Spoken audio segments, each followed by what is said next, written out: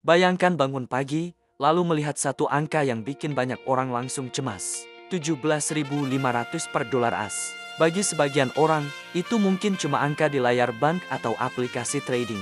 Tapi bagi ekonomi Indonesia, angka ini adalah alarm bahaya. Karena setiap kali rupiah melemah sedalam ini, efeknya bisa menjalar kemana-mana. Harga barang impor naik, biaya utang membengkak, investor asing kabur, dan daya beli masyarakat perlahan terkikis. Dan sekarang, rupiah kembali berada di ujung tanduk. Pada perdagangan Rabu, 13 Mei tahun 2026, nilai tukar rupiah kembali tertekan terhadap dolar Amerika Serikat.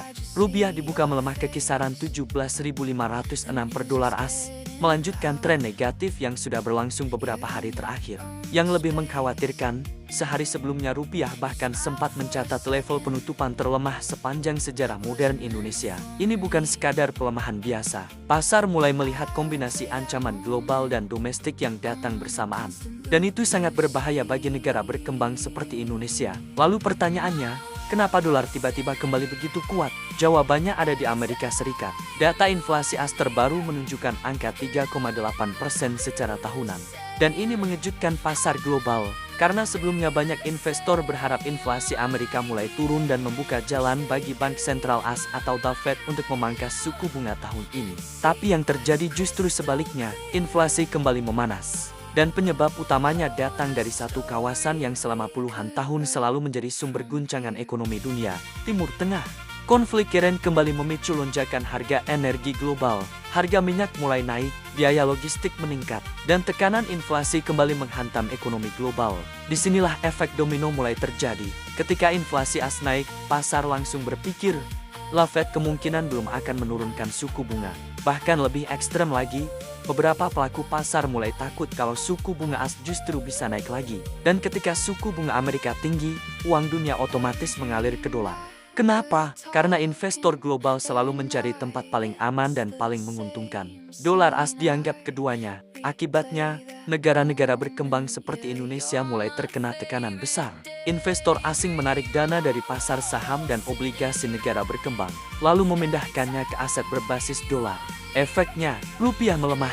Tetapi masalah Indonesia ternyata tidak berhenti di situ. Karena dari dalam negeri, pasar juga mendapat sentimen negatif tambahan.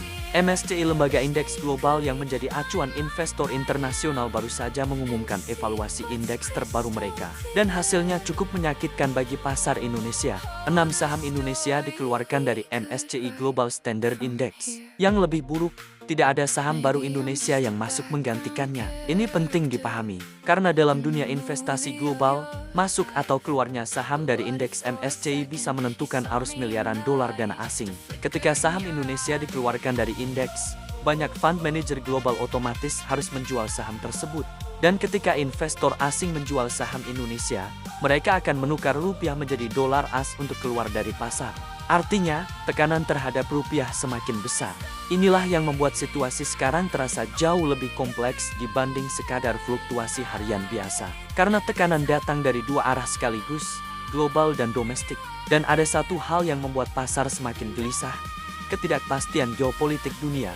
Artinya, pasar mulai khawatir konflik Timur Tengah bisa kembali membesar kapan saja. Dan sejarah menunjukkan satu hal penting, setiap Timur Tengah memanas, ekonomi dunia hampir selalu ikut terguncang.